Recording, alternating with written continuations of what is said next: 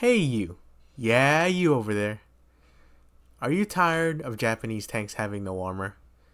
Do you want the ability to knife fight multiple tanks at once? Do you want to be absolutely annoying to the enemy team? Then fear not, the Type 5 Hori is for you. Let's first look at some basic information of the vehicle.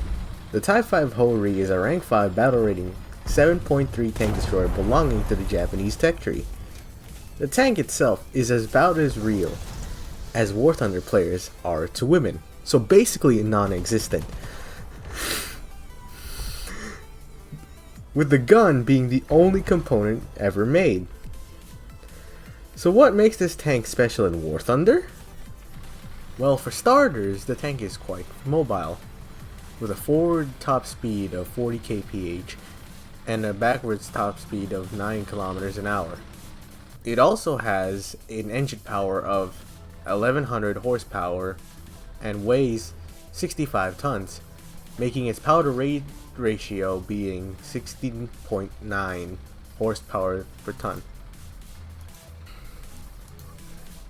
It also supports a very impressive upper front plate with 120mm degree thickness in the front. This may not seem like much, but remember, Tiger players, this is angled at 70 degrees no less. This makes its effective thickness from 120mm to roughly 320mm, making it extremely strong. This is basically enough to bounce most APHE shells and even some early heat rounds and APDS rounds as well. In addition, due to the crew being spread fairly far apart, it's actually quite survivable. The Hori production also comes with a 105 Type 5 cannon, with two types of ammo, the Type 2 APHE and the experimental HE round. Both of these rounds are, you guessed it, extremely strong. The Type 2 APHE is very notable because it has really good angle penetration for some reason, which just allows for the most BS stuff to happen. Let's look at some examples of how strong the APHE shell is. Now, fair warning, I will be dubbing commentary over some of these footage because in my stream, sometimes my mic just starts buzzing and it's really annoying. So you get to watch me do cringe commentary instead. Alright, so here we go. We got a Seversk game, or however you pronounce it, right? It's a snow edition of the map. I just got done repairing, right? So I peek over this hill, boom! I somehow trap shot a Super Pershing. Okay, wait for a reload. Alright, I peek over again, boom! I somehow hit the turret ring of the T-29, or upper front plate. It still somehow went through. Oh look, here's a T-95. Now how do I destroy this thing? Do I pen the cupola? No, I somehow hit the side of the thing and it overmatches and pens. Don't think this is a common weak spot? Here's me doing this twice. In fact, you can overmatch the side armor of a lot of different tanks. For example, here's me overmatching the side armor of a T-32. If you want more extreme examples, here's some old clips of me overmatching the side armor of MBTs. Now I know the graphics quality is awful on these old clips, but I mean back then I had like a laptop to play War Thunder on, so I'm very sorry about this. But I mean, come on, look at this. don't tell me this is like complete, like this is logical. Like, come on, these kills don't make any sense whatsoever. Heck, even sometimes you can just punch through the front with it. Honestly, an anti-tank gun is still an anti-tank gun. And here's just some cases.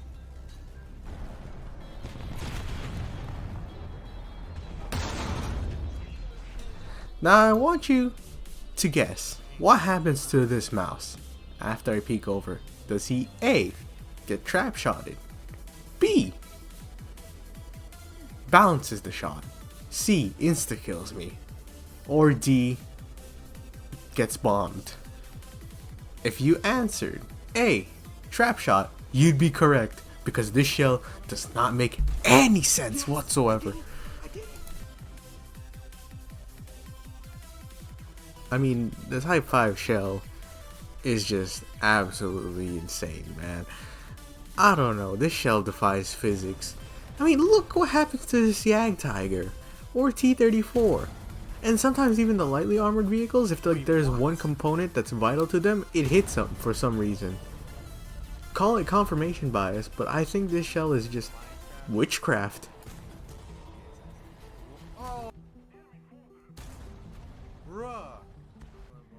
Now before I forget, you could also just use the APHE shell to take out some lightly armored targets. I've also heard from a viewer on my stream at one point that you could use it to take out the IS-3.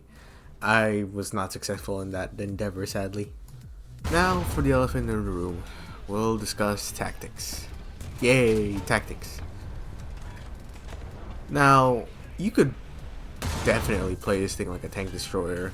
I mean, it has 10 degrees of gun depression, so peeking over defilades is very much viable.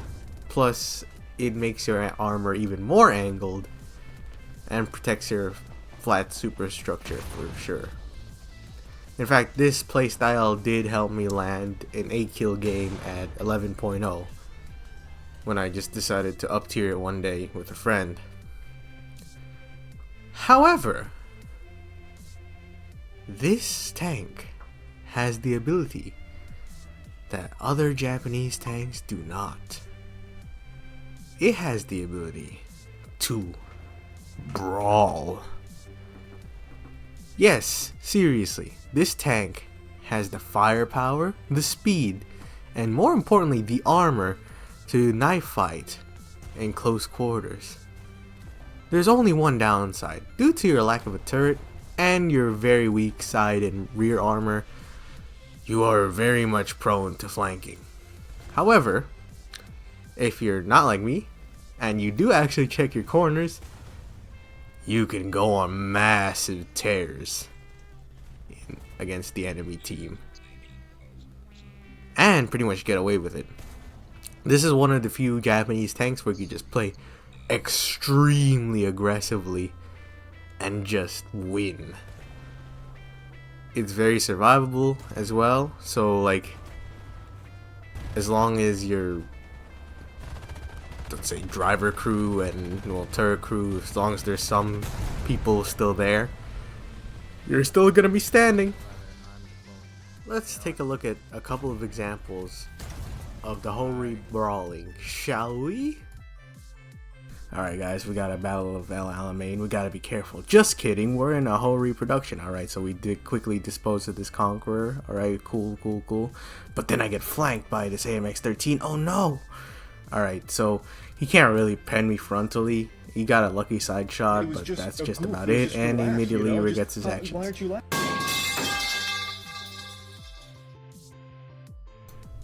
Alright, so now we continue our conquest, right? This martyr, alright, misses his ATGM, oh my goodness. Unfortunate, aim lambs is free, you know. Anyways, right, so now we got that. Alright. This AMX 10P, right? Bro's got that autocannon, still not gonna do jack against this thing's frontal armor. Alright, bam, insta-kill ammo rack, okay. Now I get to repair, right? Oh my goodness, there's an AMX 10M. For some reason, even though he could see me, he chooses to ignore me. Well, how rude. Like, I'm right in front of him. He thinks I'm dead or something. Like, he stops, and then he turns. What? Okay, boom, alright. Unfortunate little AMX 10M. Bro just decided to ignore me. He could have easily killed me, to be honest with you. Oh no, the martyr, right? I tried to take a shot. He unfortunately takes out my breach before I could fire it. Does he kill me? Does he? No, he gets auto-cannoned. Okay, I'm finally getting repaired. And there's a mouse. Yep, they even tried to bomb me, and yet I killed their mouse. Now let's just end this off with a clutch bonsai charge so we can take out that T-34. Alright, good, good, good. Centurion, or rather STRV, only takes out my rear superstructure crew. Okay, whatever. Just charge in, charge in. Okay, so what else is Centurion? Alright. Okay, so now we got this T-32. Okay, dunked on.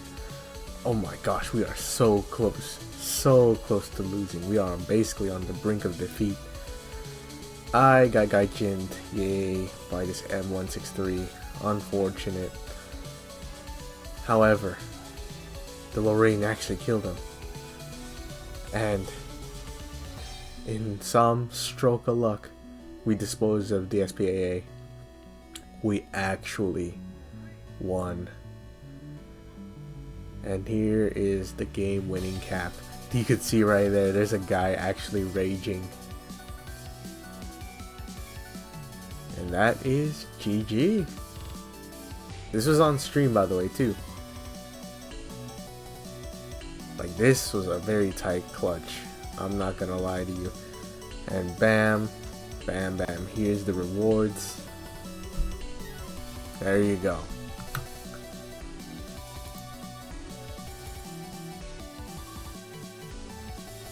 So now we're done, and hopefully you know how to play the whole read.